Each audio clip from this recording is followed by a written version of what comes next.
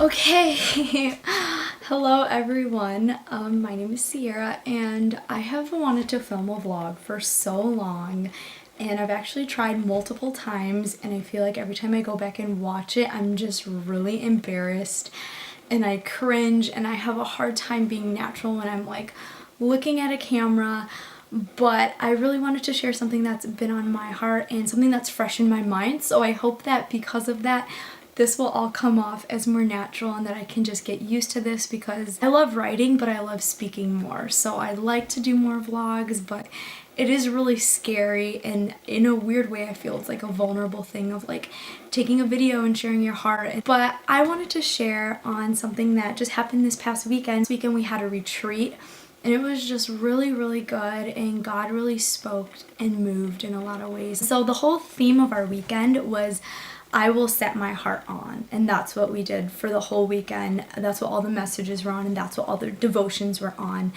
I'm just a huge fan of themes. I love themes because I feel like they stick with you, you remember it, and you get like, oh, that's the big idea of the weekend. That even if I don't remember what was said, I'll remember the big idea and oh, the theme, it was I will set my heart on. And so today I just want to talk to you guys about I will set my heart on Jesus. What is your heart set on? What do you think about? What do you spend your time doing or daydreaming of doing? What do you live for? What does your heart beat for?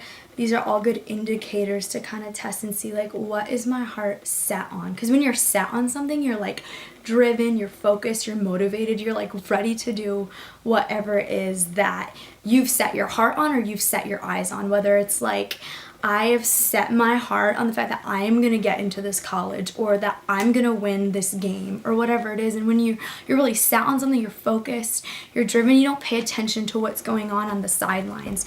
To set my heart on Jesus means to intentionally make quiet spaces in my life to pursue relationship and conversation with Him. And I wanted to break it into two parts of the intentionally creating quiet spaces in my life part, and then the pursuing conversation and relationship with Jesus. Because I think if we're honest, we don't have a lot of quiet spaces in our life. We live in a society where everything is just go, and we stuff our lives to the brim with like coffee dates, shopping, band practice. I have to work out, like I'm really into working out.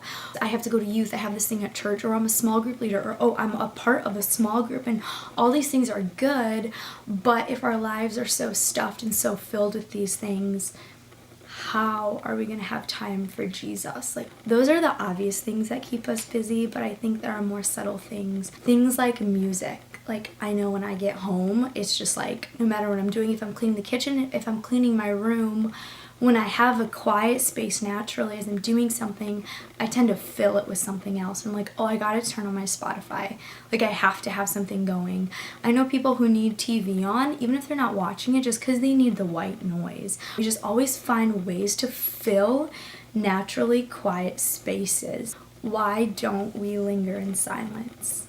And I think if we're honest, a big reason is because we're scared to face ourselves, and we don't want to see the parts that we don't like. Because when you don't have anything to cover up, whether that's music or TV or filling your life with activities, you're faced with the reality of who you are and the ugly parts of you and the parts that you don't like and that you want to change. Or maybe you're faced with the fact that like your life doesn't look the way you want it to look, or your relationships don't look the way they need to look, and they're suffering and you're suffering. You don't want to face the fact that you're actually really lonely. And I think we try and run from those quiet spaces because of that. But there's a reason that the psalmist says, be still and know that I am God. Be still comes before and know that I am God. I was out on a run maybe a few weeks ago, and it was like golden hour, so everything was really pretty outside, and it was spring, so everything's like in full bloom. And I was passing this street that was so adorable, and it had all these like colonial looking houses, and you know, the flowers were blooming. It was golden hour, and I was like, wow, that's so pretty. And I passed it and I kept going because like I was on a run. I couldn't like break my momentum. Like, if I stopped, I get cramped, I get tired. Like, I just kept going. But as I ran past that, I felt the Lord say to me, if you would have stopped to look at that, like, you would have been able to see more details. Like, you could have seen I don't know, maybe the way the flowers were all lined up, or the way that the light was shining through the trees, or the color of the brick and how it complemented this, or the style of the house and the architecture and all these things. I'm just imagining, but like I missed all these possible things because I couldn't stay still. And I wonder how many of us in our lives miss the things that God is trying to show us, speak to us, or do in our lives in everyday moments because we can't stay still. And it's a scary thought to think that you could miss it. You could miss what God is trying to teach you or show you because you can't stay still. And it's awkward and uncomfortable, I think, at times too, to be in silence. Like, we don't like who we are sometimes, but I think in those moments God wants to grow us, and like, hey, this might be uncomfortable, but I want to teach you like that you don't have to use this temporary band-aid to fix the way that you're feeling. That, hey, I want to fix you. That if you're lonely, I want to show you that I'm the greatest friend you could ever have, and that I don't ever leave you or forsake you. And I want you to live with like the reality of that, and know that in your heart, and feel that, and not just in your mind. So that was the first part I wanted to talk about, of like intentionally creating quiet spaces with Jesus. And then the second part is pursuing conversation and relationship with him, because there's a difference between knowing about someone or knowing of someone and then actually knowing someone. You know what I mean? Like, I know a lot about Justin Bieber, but I don't know Justin Bieber.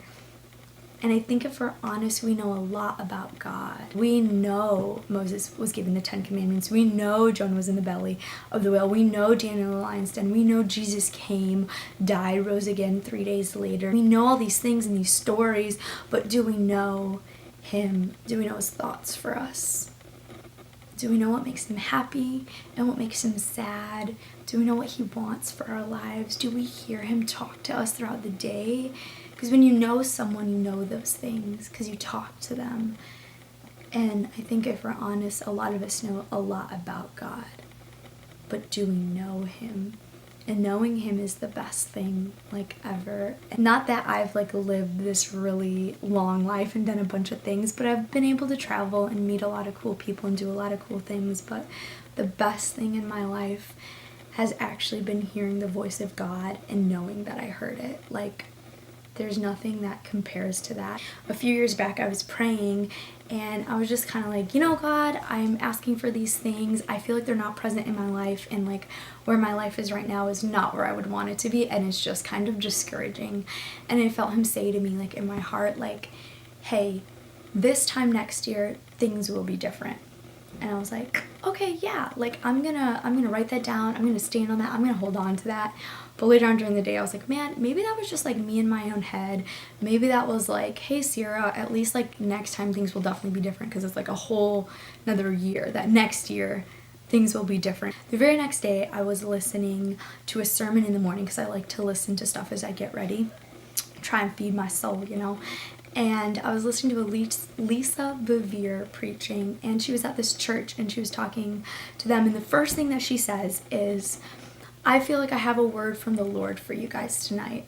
And God told me to tell you that this time next year, things will be different. And I was just like curling my hair like, what? Like, God just told me those exact words yesterday, and it was such a like comfort to me to know that I had heard him and I wasn't like crazy. And I would just encourage you all to set your heart on Jesus. God wants relationship with you. He wants relationship with me. He wants relationship with each of us personally. And if we will take the time to set our hearts on him, to create that quiet space with him and to pursue him, like, it's so good, and he has so many great things in store for us, and there's nothing really more fulfilling than that, and than walking with him and knowing him and hearing his voice. So I hope that this blessed you guys. I don't know if I'll even post it, because to be honest, I'm like so nervous to go back and watch it. But thank you for listening, and I'll see you guys later. All right, bye.